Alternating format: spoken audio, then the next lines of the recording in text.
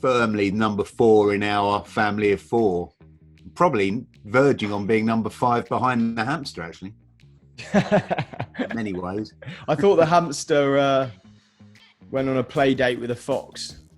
Well, we thought the hamster had gone on a play date with the fox, but she survived a 24-hour period. I mean, this is so weird, right? So a hamster survived. Yeah. So I was having unheard of. I was having a social distancing beer with a neighbour. I looked over his shoulder and I saw the hamster moving along the grass on the lawn. What? I remember Stella came in, and when we were in a meeting, and I was kind of saying, "Oh, hopefully it comes back." And then she went out the room, and I think you were like, "We're never going to see that hamster again." Yeah. And then there it is. Well, I mentioned it earlier, but I've just been really surprised at how bad companies seem to be at communicating with their customers. So since March, I've probably received, as we all have, 20 emails from the CEO of global corporations. And it's said in a way like a message from our CEO. Yeah. Like it's like we've got to kind of get on our knees at that stage. Like we care who they are. We've never heard from them before. And suddenly there's this big commitment to delivering a service. Hopefully that commitment was there before. It just feels like one or two companies did it and everyone just jumped on the bandwagon. It was almost, well, let's do that. That seems like a good idea. But I'm not criticizing the communicating with your customers. I'm just criticizing the method and the language and just the way they did it. It's the tone, isn't it? And the dialogue used. It's not, we as a consumer, we're not going to read it. We're not going to relate to it. It's not the way we want to kind of consume that information. No, it's not the way we want to be spoken to, is it? Yeah, it almost feels like a vanity thing in some cases. I mean, not all, but it feels like someone said that's a good thing to do. Let's do it like that, and then they sort of delivered it in the way that they would deliver something to the stock exchange. Yeah, for people who are perhaps investors or people that deal with financial markets as opposed to everyday consumers, and that's so important, isn't it? And that's something we do day to day. Just today, we're going to talk about social media marketing. It's something you're an expert in, just want to ask you some questions about that, just to learn a little bit more. So can we first start just telling us about Hamby Media and what you offer and who your typical client is? Yeah, so we're a digital marketing. I like to describe us as a digital marketing and content agency. That's anything from social media, which is, as you said, a kind of social media is something that we kind of specialize in. That's targeted ads on social, and then obviously content as well, content strategy. And something that we've both said is we're kind of born in automotive, but we're not kind of confined to that industry. So we know the market well, more automotive. A lot of our clients are automotive based clients. That's an industry we've both kind of grown up in. But then it's not necessarily all we can do. But that's kind of what I would say in a nutshell is the business. And what are the benefits of using digital marketing, as you say, or social media? What are the benefits? I mean, it's completely endless, but brand recognition, connectivity, that's something we've spoken a lot about, something that a lot of companies have been pushed into during kind of the situation we find ourselves in now. How you can connect with your audience, your customers instantly, and build those relationships is kind of unheard of in any other way. The way that you can kind of drive that conversation, how you can tell a story, how you can kind of really mold your brand in ways you couldn't do before. Using data, how the amount of data you can get from social media and what you can learn about people that consume your brand is unbelievable. There's clients that I've worked with that they thought their target audience was a certain demographic, and then as soon as we've done a 6-month campaign, we're actually learning different things about that audience. You know, maybe an age range that is slightly different. You can look at what their interests are, what their hobbies are. You can take, okay, so they like this. We can put that into a data set and see, actually, yeah, these people are also likely to like these other things. So the amount you can learn about your audience through social is incredible. The way you can offer value to kind of build that loyalty through kind of smaller pieces of content. It's very easy to consume content on social media. And as well, one thing that I think is huge is just the way you can kind of test things. You know, if you're running a television advert, you know, you've got an advert that you pay 800 grand to create, and that's it. That's going on TV. But with social, you know, the amount of things that you can test and run are crazy. You know, there's someone in the social media space that I follow, and he recently tried something where he posted a post, you know, he did a post upside down just to kind of test if that worked and what that did to his engagement and whether that was interactive. You know, we can post all these different things, and, you know, some things will work, some things won't, but the fact that we can kind of just drill them out as quickly and cost effective as that is kind of incredible, and something that you just can't do in other mediums. So we really are going through a kind of a social storm in that sense. And I think, you know, we're just getting started really with it, and the kind of opportunities there are endless. I think one of the other things is, you talked about learning, finding out more using things like data, but it's the thing that I think it has is that two-way street. So you can actually find out from people because they'll tell you. And what's more, you talk about testing things, you find out straight away. I remember we did just an example from a previous role that I did within publishing. We had a subs campaign. You send lots of letters out to people, or you send emails. You send electronic communication. You do a campaign. You know the result at the end of the day, whereas you send a letter out and you haven't got the opportunity to get quite the same feedback, and it's slower, isn't it? It's the digital side of it. So it's immediate, and it's so measurable, like you say. You know, some other forms of advertising, it's hard, it's difficult to gauge whether it's been successful or not. You know, print advertising, you know, nothing against print advertising. It's great for many things, but it's difficult to measure whether, you know, who's seen your ad, whether it's been successful.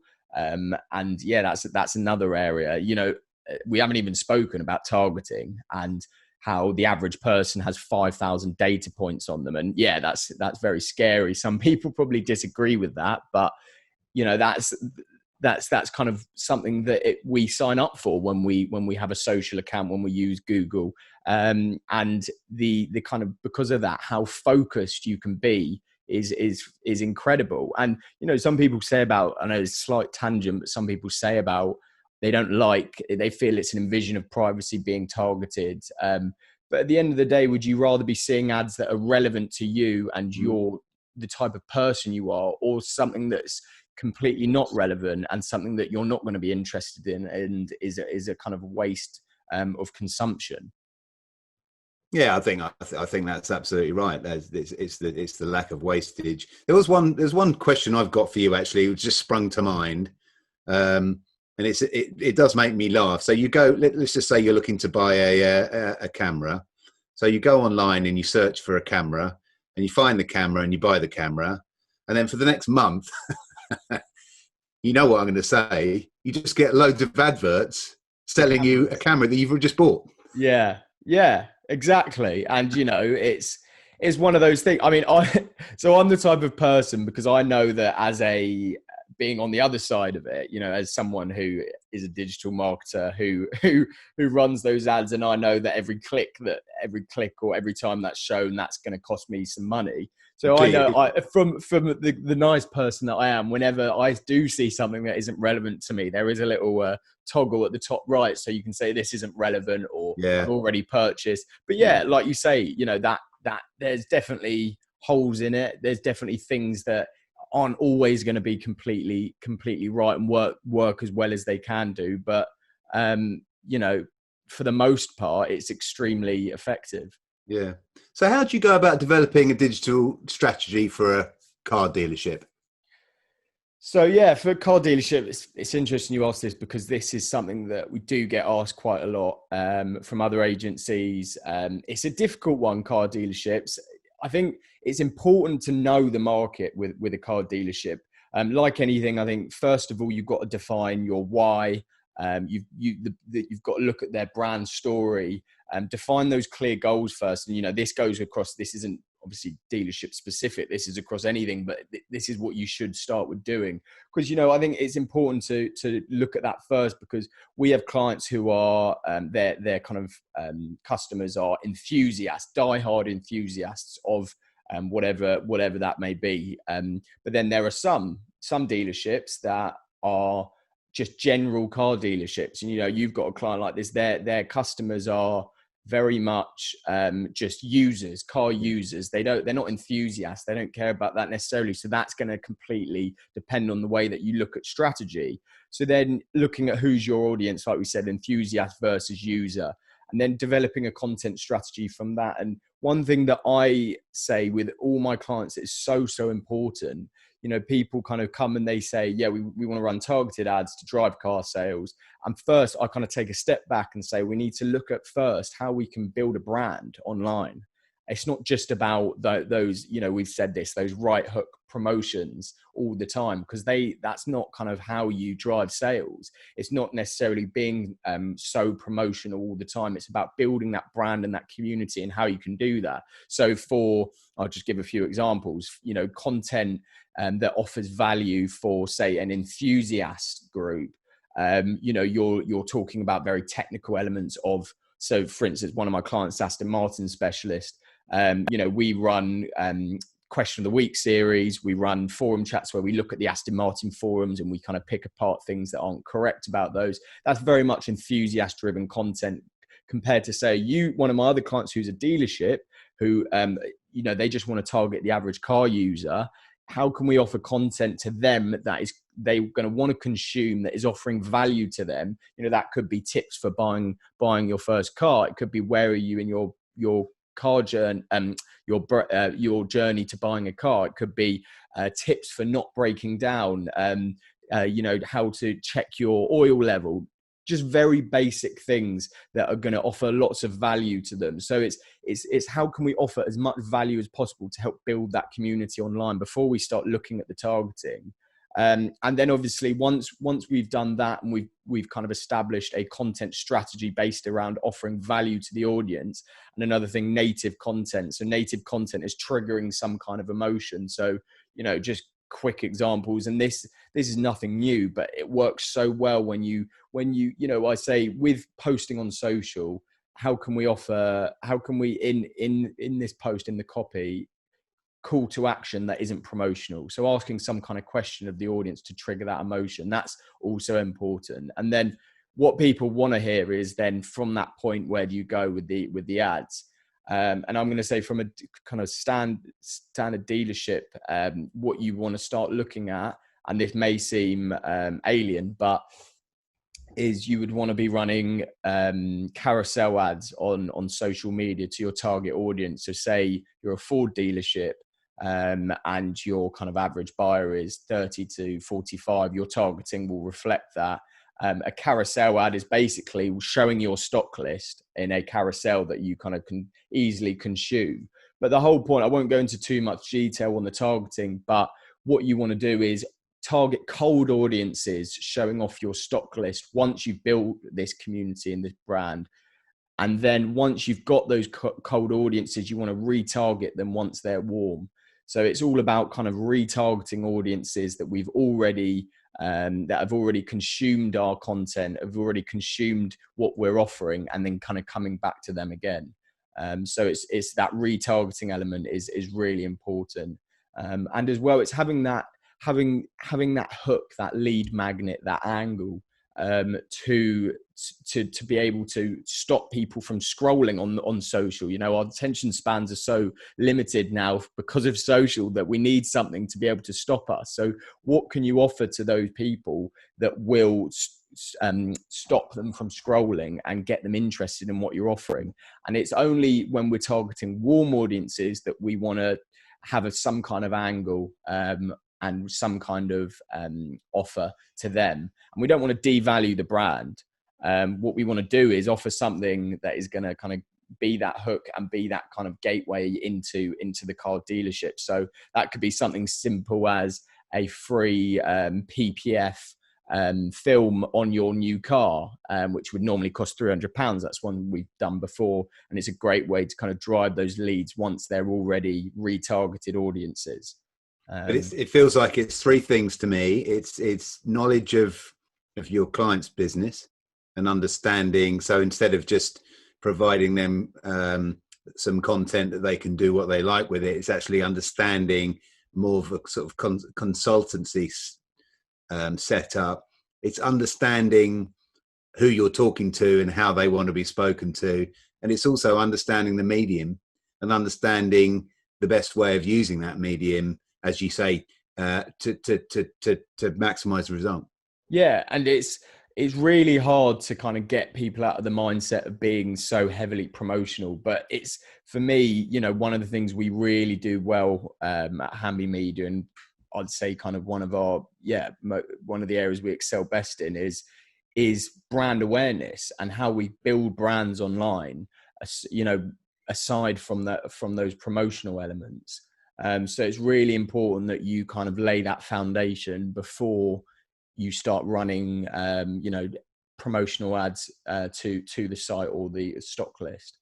Yeah, it feels like you're putting the foundations in place as opposed to just building the roof. Exactly, and it's one thing I say, it's about social proof at first. So running ads at first that are engagement adverts. So I've got a little flying around me. Engagement adverts that are going to be boosting that engagement on the post. So the likes, the comments, the shares.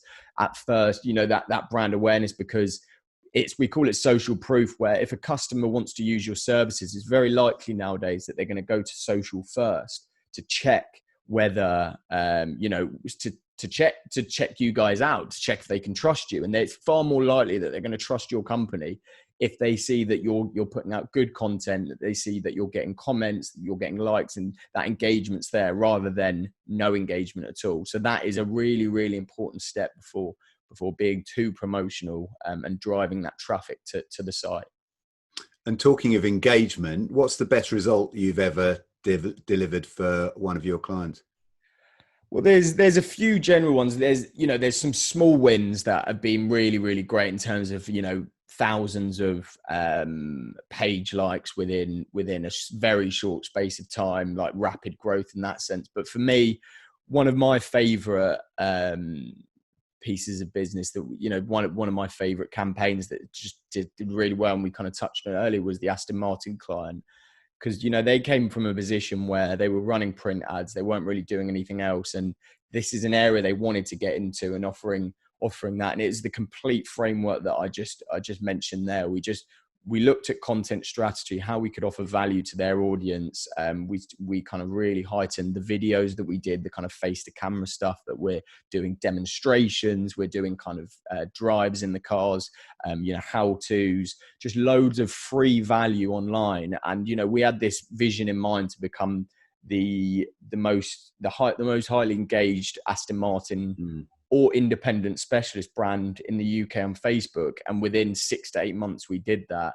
And, still growing now. And we really kind of have a community. We wanted it to become a place where people would go as an Aston Martin owner to be able to get value, but have a community where they could speak to other Aston Martin owners in this place and get news, and so on and so forth. So that was a real big win for us, and what it's done for the business has been absolutely huge. And that's kind of there's really been an amazing story there. And one thing I do just want to mention on that, you've got to be patient. You could be the best marketer in the world. I'm talking about YouTube here. You've got to be very, very patient with it, with that platform, especially compared to other social platforms. So with this client, we were running YouTube videos as well as social, and the YouTube was much more of a slow burner for us. It just shows. I was saying to the client, there were a few times where they wanted to pull back on the YouTube side because they weren't it was a bit disheartening because they weren't getting any views. They weren't, it almost was like there was no voice, no one was listening. And YouTube is one of those beasts where you've got to consistently upload for a long time before you get any kind of response. And truth be told, then 8 months later, and we were absolutely hit the ground running. And it's a snowball effect. Stay consistent with your content. If you're offering that value, when the time comes, you will build that following. It's just about staying really consistent. There's no kind of tricks to that. You just need to really kind of stay strong to your message and what you're offering. And then you get the traction.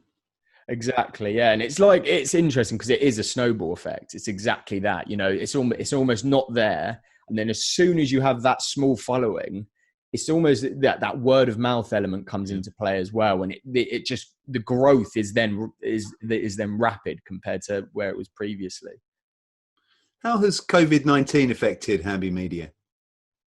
Massively, of course. We lost a lot of business when we first went into lockdown. As it's done with most businesses. Yeah, it's affected us.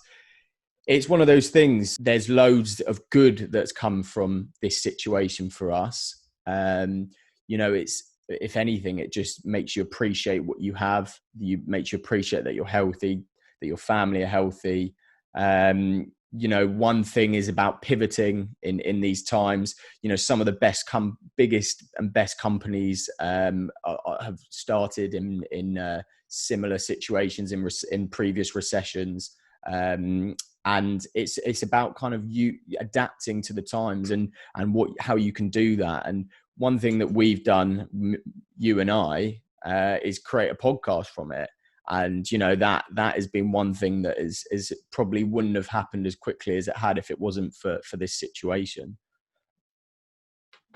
And from where you sit now, what advice would you give other businesses? So I would say kind of use this time to pivot, use this time to adapt. It was interesting having Steve Fowler on the podcast last week. He made a very good point where he was talking about dealerships, and they were caught in their tracks a little bit in the situation we find ourselves in, and how Tesla sales were up compared to other OEMs, because Tesla had an online service for people to look at the car online, to buy the car online, for it to be delivered online, and others weren't at that place. So it's about using this time to speed up in different areas that you may have been slacking on previously, and you may have been able to get away with previously. We're going into another digital revolution, I think, in terms of social and how you can connect with your audience, how brands have been using this time to stay in touch with their customers through social. That's huge. Enriching customer relations, use this time to enrich those relationships. How you can do that, there's so many ways. Free value I always speak about, but an example I think I might have mentioned previously was even little things like Admiral. Got an email from Admiral saying, I hope you're doing okay during these times. They're my insurances, car insurances through Admiral. They're saying, I hope you're doing okay through these times. As people have been staying at home, not driving their cars as much, we're giving everyone with a policy with us £40. And, just little things like that will really help to just really heighten that brand loyalty that you'll have. It's not about being promotional at this time. It's about kind of offering that value in any way that you can and enriching those relationships. And then another thing I'd say is just don't panic. You know, it's out of our control. Appreciate that you're healthy. You know, people are in way worse positions than us. You know, it's time to kind of take a step back in many ways, reevaluate. Don't panic, and you know, it is out of our control, so there's no point you know, getting paranoid about these things. I mean, it'd be interesting to hear what your kind of thoughts, what your advice would be for businesses. Yeah, it's interesting that you talked about some Steve's comments about some companies not being open for business, I guess, digitally speaking. I definitely think this whole situation has fast forwarded quite a lot of trends that were going on anyway. I worked in magazine sales. The move from print to digital has been going on for 20 years, but that's just speeded up. I think the idea of buying a car online, you know, most people are pretty open to that anyway right now, but for the movement of that particular, if you ask that question, perhaps 50% were open to that 4 months ago. That number's shot up, and things are moving very quickly. And it's just understanding what's happening now, but what's going to happen in the future, and making sure people are preparing and gearing themselves up for the future, and not necessarily, you know, we've spoken about it. Lots of other people have talked about it, almost sort of waiting for it to go back to normal, because that's not going to happen. And a lot of, particularly digital marketing, that trend has been fast forwarded, and it's adapting not just to what's happening now, but adapting to that continual change moving forward. I think's an issue. I think as well, it's don't shy away from building your brand during these times. Yeah. Really, you know, if you can, you know, I know everyone's situation is different, but if you can, it's really, really important to continue, you know, advertising, to continue pushing your brand online, connecting with customers on social during the times we find ourselves in. You know, one thing that I really like this example, it was during the Second World War. I mean, this may be slightly wrong, but it's definitely down the right lines. During the Second World War, Pepsi really took advantage of market share, and Coca-Cola stopped advertising completely during the Second World War, because obviously everyone, you ration to a certain amount of things. You couldn't get, you couldn't drink anything like that. And Pepsi used that opportunity to push their brand even more through advertising. And, you know, coming out of the Second World War, what happened? Everyone was craving a Pepsi. And, you know, that shot their market share up. And it's just about really using these times effectively if you can. You know, money aside, if you can, it's really, really important to continue that brand awareness. And especially now, you know, I've said to my clients, social has never been cheaper.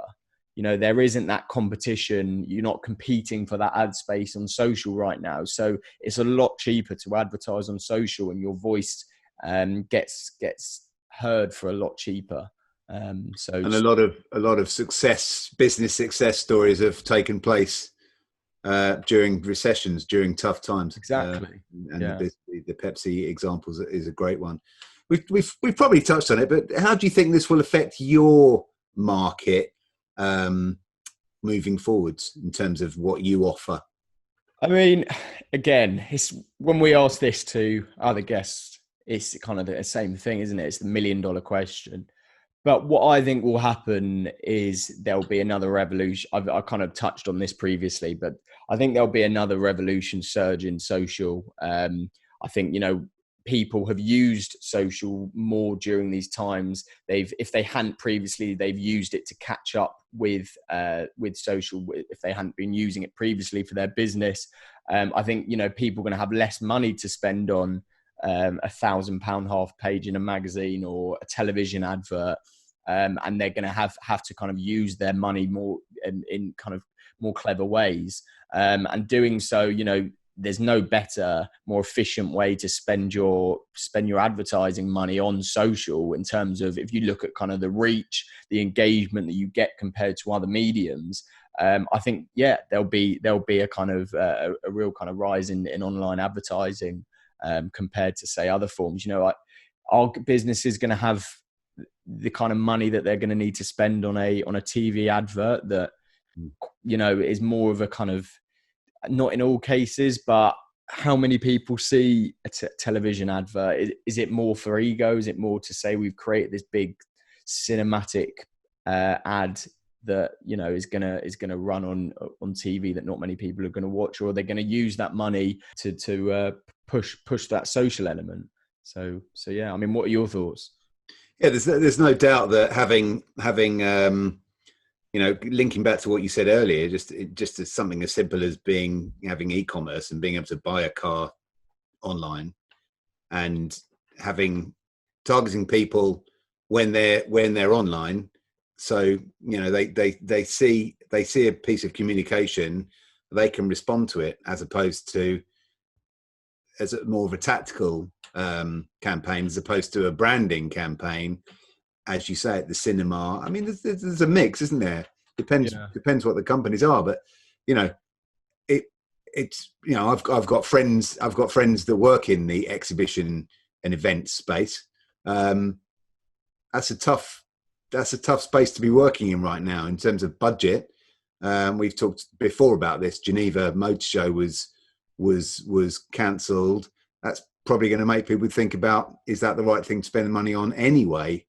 TV ad you've mentioned, but just within the mix, one of the things we've been able to do, both of us, I think, successfully over these last few weeks and months, is actually still developing content and still uploading content and still allowing companies to create and build on what is effectively their marketing strategy, digitally speaking. So, you know, I definitely think it's something that is still open for business, and still something people can be doing.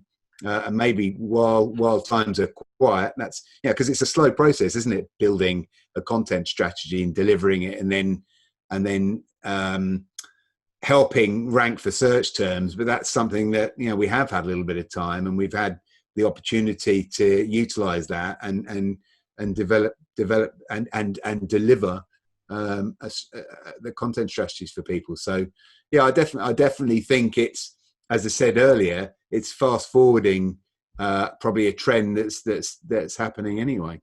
And I think as well, you know, everything it's going to, like we've said previously, people are going to question having to travel in somewhere, having to go to certain meetings, when, you know, we've proven during these times that everything can be done online over a video call such as this.